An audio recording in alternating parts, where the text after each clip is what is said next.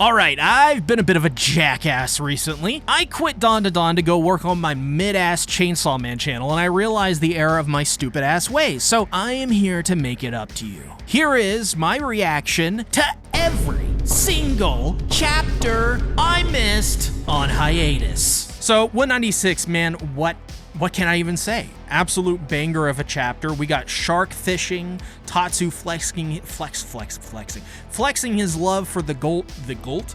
Jesus. Let's start that over. We got shark fishing, Tatsu flexing his love for the goat Toriyama, and Dragon Ball, and some GG goodness, all simmering in one delicious stew. We are eating good with this arc, my friends.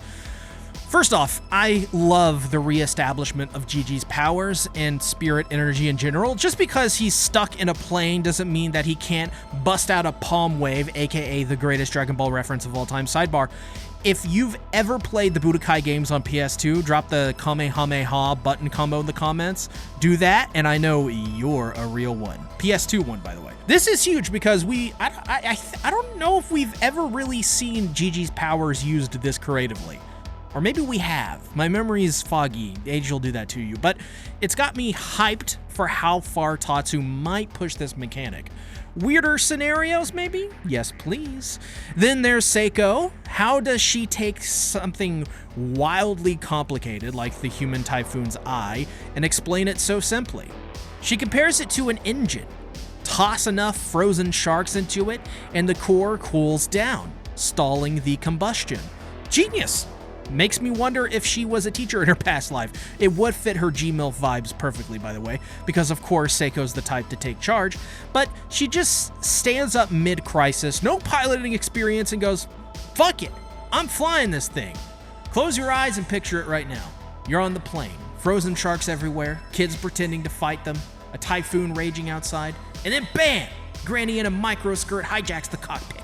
That woman's either my soulmate or my doom, no in between. And the Kito family, chef's kiss. They're peak stubborn mama's boys and bitter old enablers. When Gingy starts, Gingy? Oh, this is a bad video for pronunciation. When Gigi starts hurling frozen sharks, Granny just deadpans. And so a great damn fool is born. Iconic line, really. Low-key, I think the Kitos are underrated as comic relief. Even Granny is done with their nonsense, but when shit hits the fan, she adapts. She yells, Jennifer Lopez! Revives the Mongolian Deathworm's offspring, now a spotted cow hybrid, because why not? And just saves their asses. Bonus points for the callback, by the way. This worm's weakness, drying out, is the exact same logic Okarun and Momo used to beat its parent in the Cursed House arc, but in reverse. Now, it's the Kito's lifeline. Full circle storytelling, my friends. So damn cool. The worm cow fires sharks at the typhoon, but the recoil causes the plane to lose even more pressure. And Momo gets sucked out into the void, just as Gigi realizes the worst has happened. Zuma swoops in with the power of Futa, interesting, saving Momo and returning her to safety in his hand. Now, Tatsu, I think, absolutely nailed the pace here. What could have been a blink and you missed it kind of moment instead lands pretty well thanks to the stellar paneling. Man, I just need to see this scene in slow motion when the anime adapts it. Picture it. Gigi's desperate reach, fingers just grazing Momo as she's ripped away. Chills, man. I cannot wait to see what they do in the anime. Then there's the Kito family, peak buffoonery as always. When Momo yells, "Don't stop!" their game of telephone somehow mutates into Donut Shop.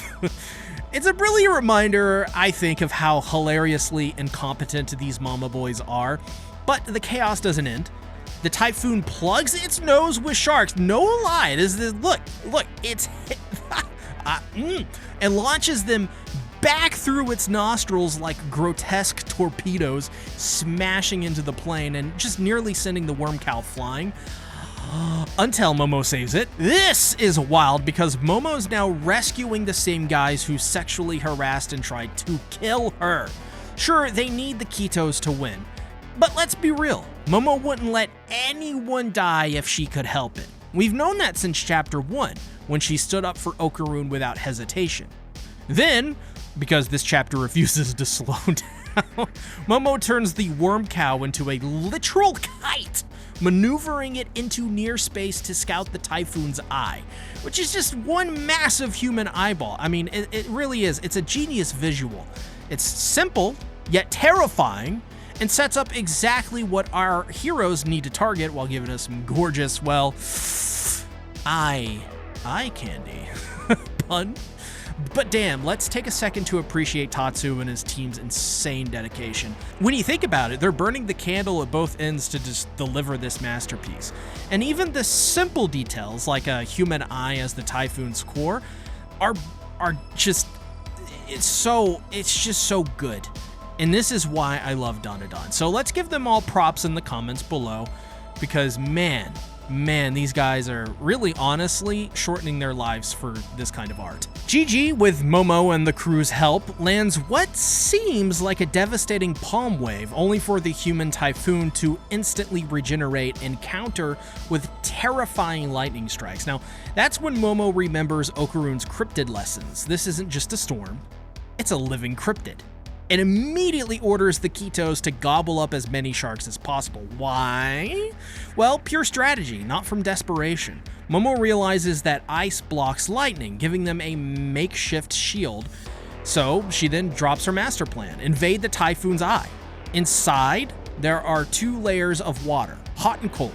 If they can stir them both together, the typhoon essentially evaporates, it collapses on itself.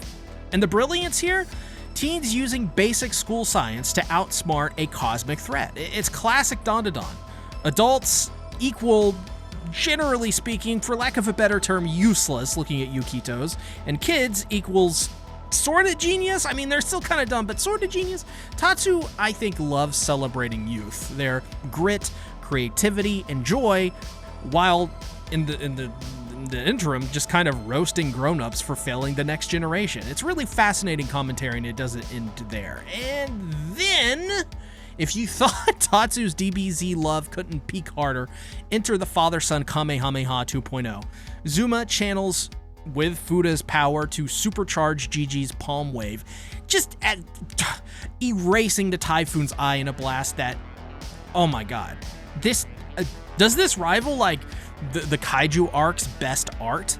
The only one that I can think of is maybe the Count Saint Germain stuff, honestly. But yeah, this entire thing was biblical. And this is where we get some insight into Daiki and Raya's dynamic. And there's some brilliant social commentary we really shouldn't overlook with this either. Daiki admits that he's been bullying classmates due to his father's status, which thematically is pretty brilliant since, you know, he's rapidly aging. He's absorbed the worst traits of the older generations, looking down on youth simply because he has more privilege.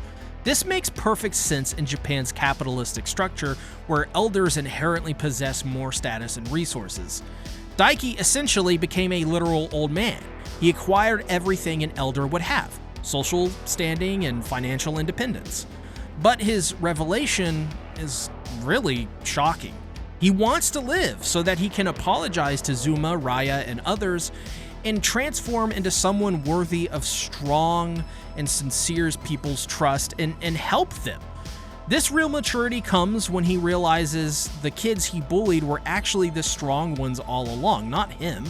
And let's be honest, Daiki's ability to recognize his mistakes and commit to change is really commendable. This chapter offers a vital lesson, a moral, for privileged adults, I think. Those with advantages. I think Tatsu is criticizing them, saying that those with advantages must support those without those advantages. Tatsu's message really is clear. We lift up others not out of pity, but you know, because a rising tide lifts all boats. And this philosophy leads to them helping Seiko Ayase, someone who was already paying it forward and protecting the young ones.